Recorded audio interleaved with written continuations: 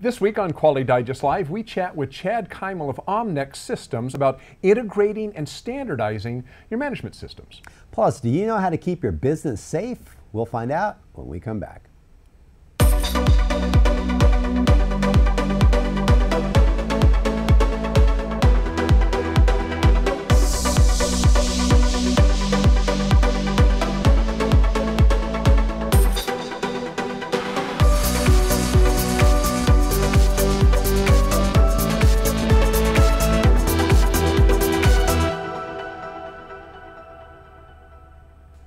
And welcome back to Quality Digest Live for August 10th, 2018. QDL is your weekly look in who and what is making the news in the world of quality. I'm Dirk Ducharme, Editor-in-Chief of Quality Digest. Yes, he is, and I'm Quality Digest Publisher Mike Richmond. Dirk, great to be back on the show. I know, it's been a long time. It's been a while. Like, I think it's been 6 weeks. And then I'm going to take off again. And then you're leaving, so yeah. So we have this show to share with you together. That's right. As our gift to you on this Friday.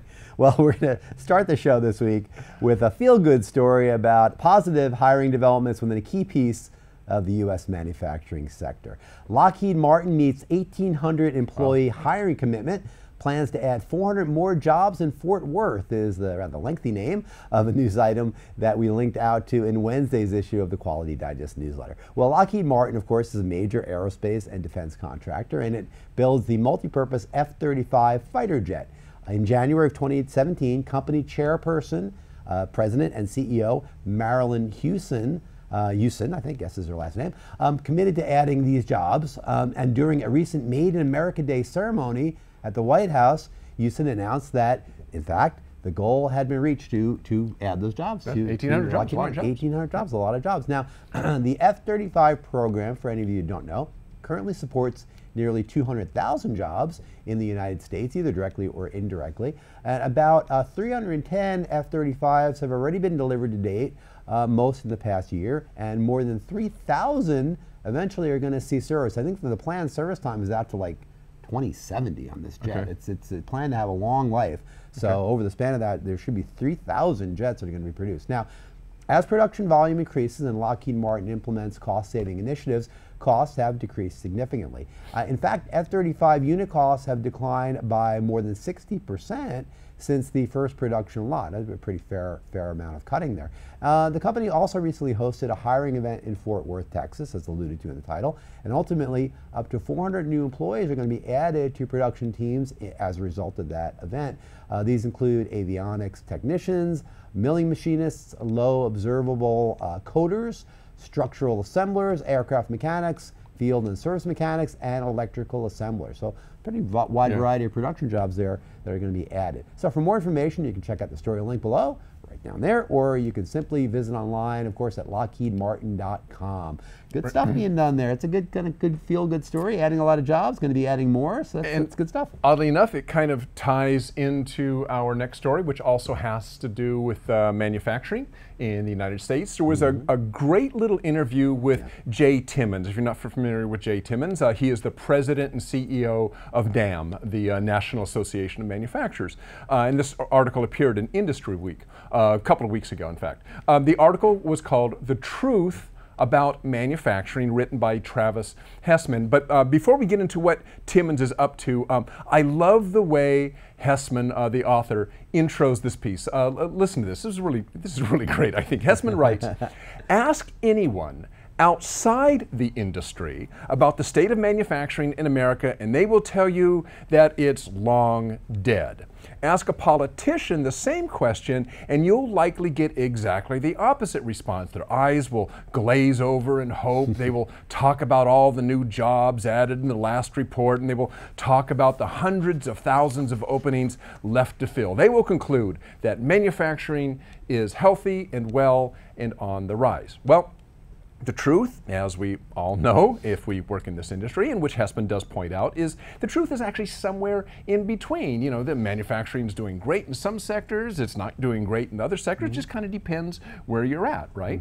So, and this is really what the interview with Timmons was about. As president and CEO of the National Association of Manufacturers, NAM, Timmons, his job is to describe the state of manufacturing to Washington decision makers. You know, the goal obviously is to make sure that policymakers make laws that are in the best interests of the people that Timmons represents, which are manufacturers and of course manufacturing workers, right? So that's his job. So Timmons right now is traveling the country, and this is what the interview was about, to listen to manufacturers. You know, what are their concerns? What's working for them? What isn't working for them in terms of, you know, legislation and so forth? And as Timmons told Hesseman, he wants to hear from folks at all levels of manufacturing, as well as community leaders. You know, what they're doing to strengthen manufacturing and how Washington can partner with them on their ideas. He then takes all that information back to policymakers and, you know, maybe they listen. So it's an interesting interview. It's a short interview. There's not a whole lot of detail, but I think it still is interesting to know that somebody out there who represents manufacturing is communicating the real story of what's going on to policymakers in Washington. And like I said, you know, do they listen? You hope that some of this gets through. I personally believe people hear what they want to hear. Sure. So they're going to, if he says something that they like, they're going to go, oh, let's run with that. And if, you know, otherwise they won't, you know, so, I mean, who knows, but that's his job. Yeah, that's his job, of course. I mean, and I mean, my take on this question is, and we've been part of this too, is quality. I just think all media has been involved in this narrative of, you know, where is the manufacturing going? It's such an important part of what we do, obviously. And I think we maybe did overplay that narrative a little bit, this idea that it's going away, those jobs are never coming back. I mean, there's some evidence that there are some strategies that can be brought to bear to help. Well, I would argue that mainstream media has done that, but I think most business-to-business media has not been saying that, because I mean, even us, I mean, we've said all along, it's like, you know, it depends where you're at in manufacturing. I mean, from where we can tell, in a lot of the industries that we'll deal with, manufacturing has not been as impacted as maybe it has. I mean, we don't deal with, for the most part, steel workers, or, you know, mine workers or whatever, right? So we're not seeing that segment. We see a completely different segment. In our segment, manufacturing seems to be cruising along and even growing in certain segments. As we saw from that story with Lockheed Martin. And the other thing is, you know, I mean, there's this idea that declines, if you're declining off a very large base, it's still a very large base of jobs in this country that are in manufacturing. Yes, it's lower maybe than it was in certain pockets, as you're saying, but overall it's still a huge part of the economy is manufacturing, and it probably always will be, at least for the foreseeable future here in the U.S. By the way, little known fact. Do you know what percentage of our GDP is fed by foreign companies' employment in the United States? Oh boy, I could only take a guess. What percentage of our GDP is fed by foreign companies investing in the U.S. in terms of like factories? Factories and so forth, Oh boy, 10%, 8%. Oh, close, it's about 6%. Okay, well, so I was high. I was high. Are most people higher in that guesstimate or lower in that? You know, I don't know. I never even heard the figure before. I just ran a Pew Research. I bet you most people would estimate it's higher than 6%. $500 billion, $500 billion in compensation to U.S. employees. From foreign companies. From foreign companies. Great, good to know. Thanks, there you go.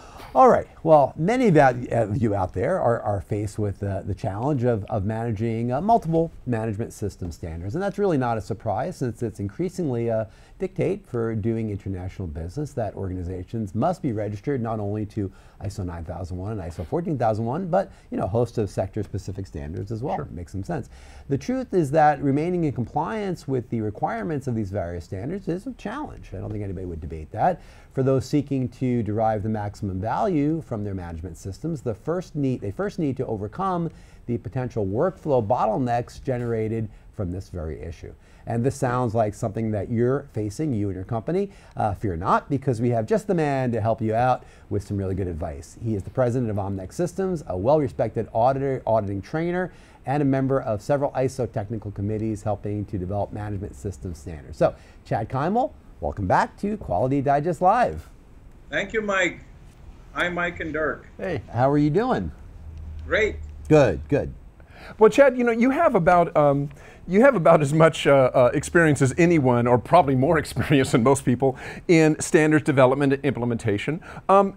In your opinion, is the proliferation of all these standards a net positive for users? I mean, some users might feel that, gosh, I'm being deluged. You know, I turn left and I've got a standard. I turn right, I've got a standard. But are all these kind of a positive for them? You know, I'll say yes and no. The yes part is there are many standards which are really good. And not only do we, the organization, need to implement it, many times the customer should be asking the suppliers to, implement it. And definitely, if we get a chance a little bit later, maybe we can talk about, would you like me to do that now? What might those standards be? The no part, is that in some cases, like social responsibility standards, I think they're excessive, and there's a proliferation of certain types of standards, like sustainability and social responsibility. But for the most part, good companies, here are the 5 standards we think good companies will implement. One is QMS. I'll say QMS because, it's always so many flavors of QMSs. The second one is the EMS. Next is, so ISO 9001 and its derivatives like IATF, AS 9100, 13485. Then ISO 14001. Then we have ISO 45001, health and safety, which just came out, the rewrite of 18001. Then today, it is absolutely important companies implement IT security and cyber security, ISO 27001. And the last standard we believe everybody should implement, because companies globally have already dictated standards, is social responsibility. We don't have any specific standard for that other than using ISO 26000 as a guidance. I'll just say one more thing, Dirk, that very popular also has been recently an anti-bribery standard, ISO 37001. And these are all standards actually Omnex teaches and implements. And as soon as I say this, there are even more standards I think are important, like lab standards, 17025. But I will stop right here.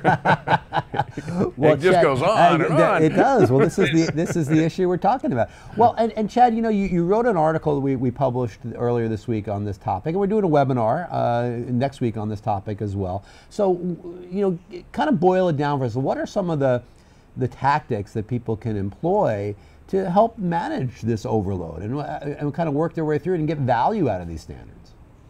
Very simply, we only have one organization and one set of processes inside the organization. The standards, including regulatory standards, can be a plethora of them. As many as people want. At the end of the day, all of them will be implemented by the same, processes. Or you can even say process map if you want. So what we have to do in terms of integration, so there's 3 types of integration Omnex says you need to do for integrated management system. First, integrate the shells. I just call them shells. So these are QMS shells, EMS shells, health and safety shells, integrated into the same business process. There are 3 things we can say. When we look at a shell, we'll say, yep, I already satisfied. Number 2, I don't satisfy it, but I have a process. And then you fix the process. Third is, I don't have a process. So that's the way you think about, and you integrate that into your organization. I'll just tell you the 2 other things people need to, because I don't hear anybody talking about it, which is integrated risk. And the third is, of course, everybody thinks about integrated audits.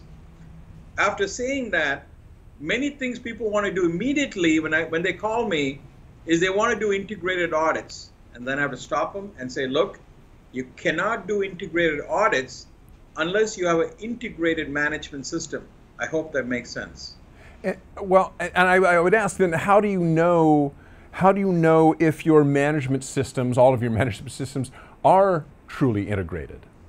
So, in that download, I wrote an article for Quality Digest, and it includes a download, what I call a primer, executive primer. This is the biggest problem.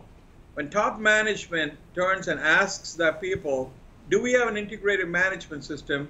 They always say yes. It also confuses me. When I ask them, they tell me yes. But then I know what questions to ask, which I've written down in the article for top management to ask. Question is, what do you have integrated? Do you have the manual integrated? By the way, that's not a big deal. Manual being integrated. In my book that I wrote about it, I say, look, a level 1 manual being integrated or not doesn't matter. What matters is level 2s, which are the processes and procedures. You need to integrate that. You need to integrate it, have integrated work instructions, mostly on the shop floor. And the last one is integrated forms and checklists. They have to ask these basic questions, and then after they ask integration, they have to ask a question on standardization. Okay, this plant has integrated management systems. Have we taken as a corporation and flowed out those requirements to the entire corporation? So not only is integration important, every time I talk about integration, I talk about integration and standardization, both being very important. And Chad, you alluded to this here in your answer to that prior question, this idea of top management. And that's always a question we get a lot whenever we deal with any issues of standards or quality within organizations, is how do you get management buy-in? So when you want to get managers to support you on this initiative to integrate your standards, your management, your standards, what are kind of some of the steps you need to take to get them on board? To me, it's very simple. It is a huge amount of savings. Top management understand. You know, there's so many things I want to say, but I'll say that, of course, in the hour-long webinar. But let me just be very quick and just say management is going to love the person who brings this to them. Our estimation of a 3 to 4 plant site is that there's what, $750,000 savings in net present value when they implement integrated management systems. When they implement it in a corporation, along with new product development integration that you can do and integrated risks, things like FEMA and things like that, there's a $4.4 million savings. So in short, I have many things to say, but in short, I'll just say the savings should drive the implementation. Well said. And we're going to, as you mentioned, learn a lot more about this, because I know this is a topic that a lot of people out there are interested in as we hear it, and we've seen the response to the webinars we've done. Sure. Yep. And the article that Chad wrote for us. So we do have a webinar for you coming up this Tuesday. So mark your calendars for it. It's called Best in Class Integrated Management Systems, Integrating QMS, EMS, OHSAS, IT Security, and Social Responsibility. Again, that's Tuesday, August 14th. 11 a.m. Pacific, 2 p.m. Eastern. Chad right there is going to be your presenter, and I'm hosting. I'm sitting in for Dirk this week to host. So mark your calendars and check that one out, as you got a little flavor of that from Chad. He's very knowledgeable on this topic. So Chad, again, thank you so much for joining us here on the show. We're going to see you on Tuesday. Guys, thank you very much. Always a pleasure. It's always a pleasure with you as well. Thanks, Chad. Great. And you know what? I mean, even in other, because we do a lot of webinars and on a variety of standards and even sometimes not standards. And it's interesting how often it comes up when somebody say, hey, can I integrate this, whatever the topic we're talking about, with that? Yeah. I mean, so because nobody wants to have to go through, you know, one process for this standard, another process for that, especially if there's so much commonality. The idea of being able to integrate them just makes a whole lot of sense. And ISO's on that case too. They've been on that case for a few years now, with a high level structure. So this is definitely in the water, that this is something that's important. So if you're just learning about it now, you know, tune into that webinar. It's going to be going. You're going to get a lot of good information from Chad. Yep. Okay. In his article, Proactively Dealing with Regulatory Changes to Keep Your Business Safe, author Mike Figliolo suggests that keeping up with new laws and regulations isn't just something that big companies can or should do. Really, any company can do it and really should be doing it. I mean, if you think about it, the regulatory landscape changes all the time, well, at least every 2 years. Yeah. And if you don't keep up, you can easily run afoul of the law. I mean, this is really easy to think about. I mean, if you think about wages or labor laws or environmental regulations and the like, which can change just about as fast as politicians change their views. And you know, typically we think of big companies with teams of lawyers. You know, you got, you know, Google or Amazon or Ford or whatnot. You know, and we think of those companies and we think, well, sure, these big companies, you know, they've got teams and hundreds of, you know, hundreds of lawyers, that entire law organizations that support them, that keep on top of regulations or help to shepherd regulations, you know, through Congress, through lobbying and so forth, right? And so a small company goes, well, I just got to wait and see where the chips fall, and then, gee, I hope I don't get hurt by that. Figliolo says, no, that's not really what it's about. It doesn't take a lot of effort, even for a small company, to stay informed. Really, it just comes down to, more than anything, maybe just listening to the news. Now and then, I mean, you don't have to be a total news hog. If you just check in with the news now and then, you're going to hear the latest of what's going on in terms of regulations. Also, follow electoral races. You know, who's going to be in charge? Is it going to be somebody who is let's say, more liberal or more conservative, and do liberal regulations or conservative regulations more align with what's important for your company? Well, you want to know who's going to be coming into office, right? Because that might affect you.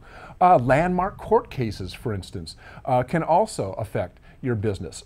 So when I think about this, I think about, let's say in California, in a lot of states, minimum wage laws. So I think too often people go, well, I'll just see if the minimum wage law passes and, well, whatever, you know, I'll just deal with it then. Well, minimum wage laws can have a huge impact even if you don't have minimum wage workers. So for instance, in California, salaried people are affected by minimum wage laws because California has a law in the books that says the minimum salaried worker has to make at least twice what minimum wage is. So if minimum wage is, let's say, $15 an hour, a salary worker has to be making the equivalent of $30 an hour, which is about 60 grand. Well, if you were in California and a small employer and you didn't know that, and you had some salaried workers making 50 grand, you're going to be caught off guard when this law goes through. So you need to keep on top of stuff like that, because it will affect you, and you don't want to have to be running scrambling at the last minute trying to catch up. Little things like that. You need to stay on top of it. And this is the critical bit. You want to build contingency plans for possible political, legal, and regulatory outcomes. And we say political because a shift, like I said earlier, from a liberal to conservative or vice versa, usually signals that there's going to be regulatory changes as well. If not at the federal level, then certainly at you know, on the state level and even the local level. And this could you know, be laws or rollbacks to existing laws. You know, we've seen both in this administration, for instance. So you want to be one step ahead and at least thinking about contingencies. And one way to step ahead, says Figliolo, is to make your thoughts known. Very often, proposed regulatory changes will have a public comment period. I think that, you know, the FDA is going through several of these right now. So, you know, as a concerned, let's say, medical device producer or somebody who works in the food industry, you might want to leave your comments in that open comment section so that the FDA hears from you. Or maybe there's changes to a local tax or zoning issue. Well, go to city council meetings, let them know what you think. I used to cover city council when I was on the paper here in Chico. I guarantee you, you can't go to a city council meeting where at least one business owner doesn't step up to the podium and say, well, I know the city's considering doing this, that, and the other. Here's why I support it. Here's why I don't support it. That is a business owner that knows that this regulation that the city's talking about may affect them, and they're getting their shots in early. They want to know, they want those council members to know why they're supported or not supported in this decision making. So you want to go to those meetings. If possible, and this is usually easier for local regulations, let's say, be part of the group that is helping to shape those rules. Local business associations, for instance, industry organizations are another way to help shape regulations. I mean, ASQ. Let your industry organization know what you think. That helps them formulate how they might lobby politicians in Washington on a particular issue. So more than anything, says Figlio, you need to be proactive. The writing usually is on the wall long before a regulation goes into effect. Minimum wage, for example, was being shepherded through for years. You shouldn't be caught off guard on any changes that go through in your state and local government, because government moves slow, right? You're going to know about these long before they happen. So knowing that, you can be prepared for what's coming down the pike. It takes years for things to go into place, and if you're in on it in the beginning, you're going to help shepherd that. Final thoughts.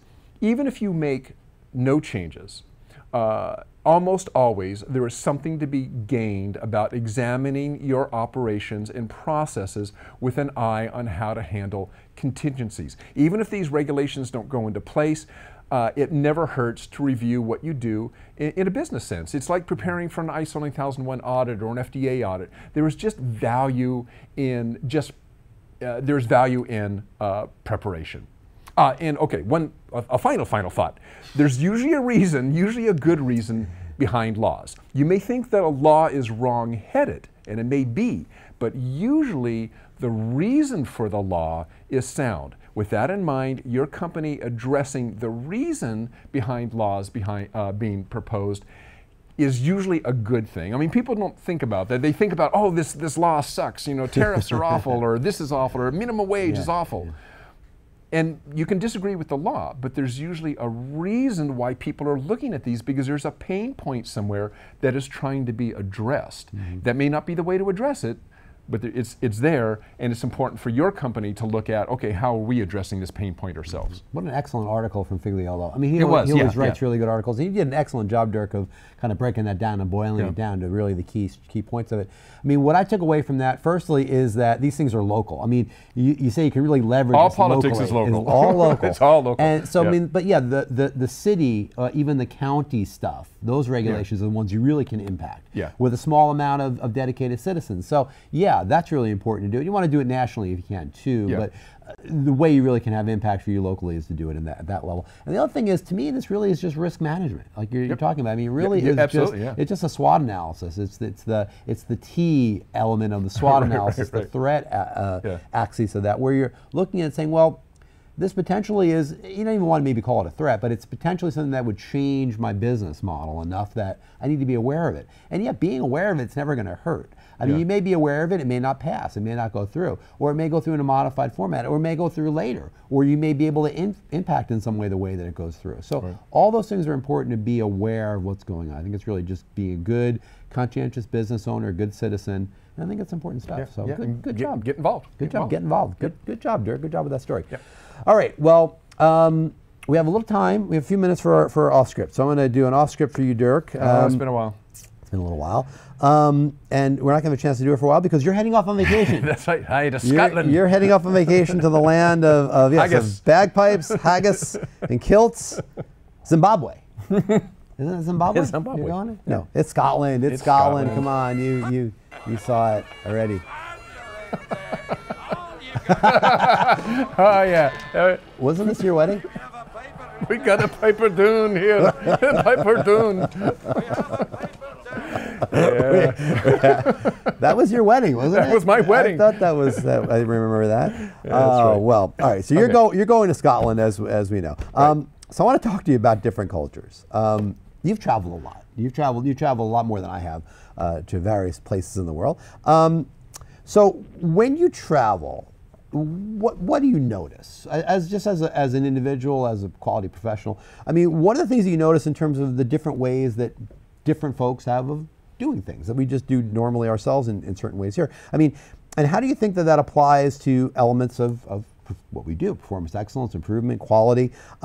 So, you know, what do we learn from that? What do we take from that when we travel, when we see different cultures?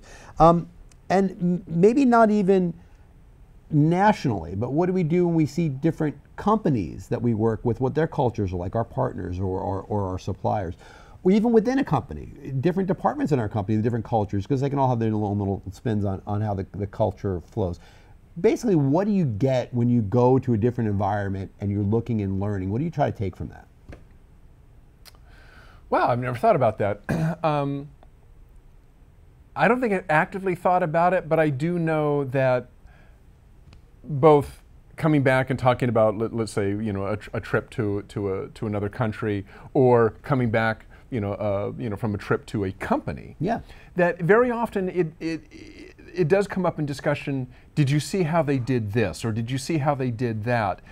And sometimes it is jarring. Sometimes you'll see company cultures where you go, wow, that's pretty cool, right? And other times you'll come across company cultures where you go, man, I wouldn't want to work there, right? I mean, and because you do notice those things. And I think it is important to no matter where you go, whether it's a country or a company, is to notice what's going on and to say, wow, is that something that could work here?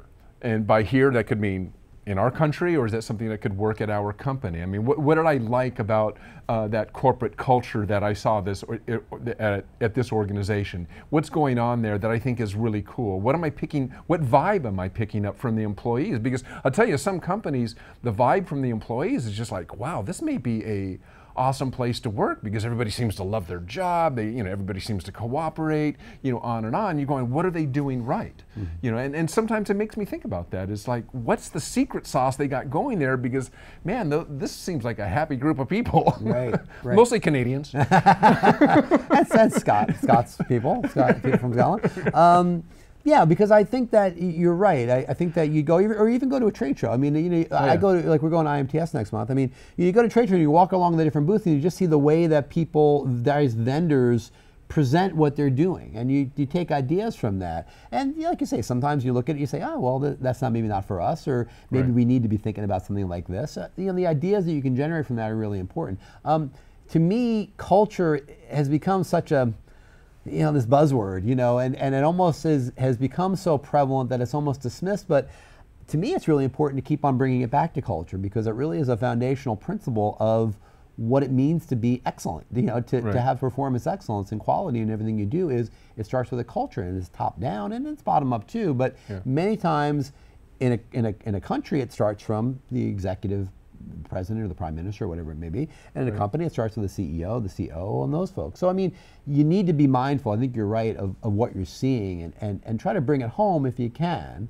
So I'm going to give you that assignment when you're in Scotland. Seems anything that you notice that you want us to bring forward here in America or Quality Digest. There you go. Did you wear a kilt at your wedding? Yes, I did. You did. I thought you did. I did wear a kilt at my wedding. That's right. It made everybody else wear them too. That's awesome. They were really pleased. Love it. We Jewish people don't do that, but I think that's great that you did, Dirk. Love it. All right. Yeah, Ducharme. It's a Scottish name. You're very Ducharme. All right. Well, that is the end of today's show. Thanks all for joining us. And don't forget, if you want to learn how organizations are implementing, managing, and making the most of their integrated management systems, you want to check out the webinar we have coming up next week, Best-in-Class Integrated Management Systems, Integrating QMS, EMS, OSAS, IT Security, and Social Responsibility. That's the name of the event, and Chide Keimel of Omnex Systems will be the expert on that show, and Mike will be hosting. So you can register either via your upcoming email or in the link in Chad's article, and I think even a link down there below the player page. Right. So click on that. It'll always be a really good webinar, and they always are with Chad. He is very informative, a lot of information, chock full of information. You can ask questions, so it's actually best to do it live when you can ask questions. That's true. So check that out. Yes, and thanks Chad for joining us earlier today. Yep. And thanks all of you for being there. You guys all have a great weekend. Dirk, have a great trip, my man. Aye. We'll see you in a few weeks. And you guys all have a good weekend. Like I say, we'll see you next week here at Quality Digest Live. So on. Bye. Bye for doing here.